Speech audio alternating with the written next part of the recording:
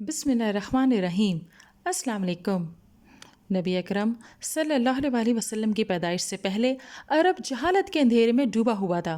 हर तरफ गुनाह ही गुनाह थे। औरतों की कोई इज्जत ना थी। ग़ुलामों के साथ बदसलूकी से पेश आते थे। जो अमीर थे वो ताकतवर कहलाते थे। इंसानियत दम तोड़ चुकी थी।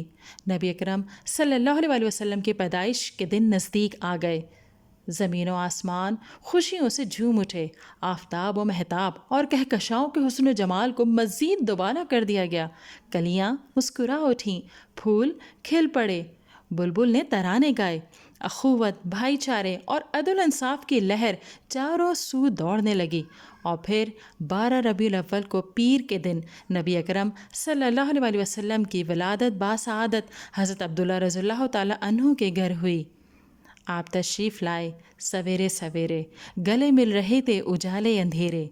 आपके तशरीफ़ लाते ही फ़िज़ा पुरनूर हो गई। हर सू चमक उठी।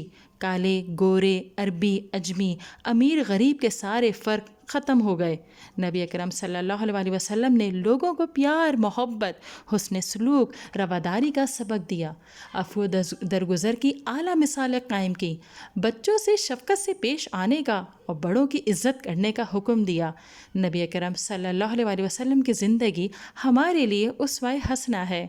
नाज़रीन, अगर वीडियो पसंद आई है तो इसे लाइक कीजिए, शेयर कीजिए, कमेंट दीजिए और चैनल को ज़रूर सब्सक्राइब कीजिए।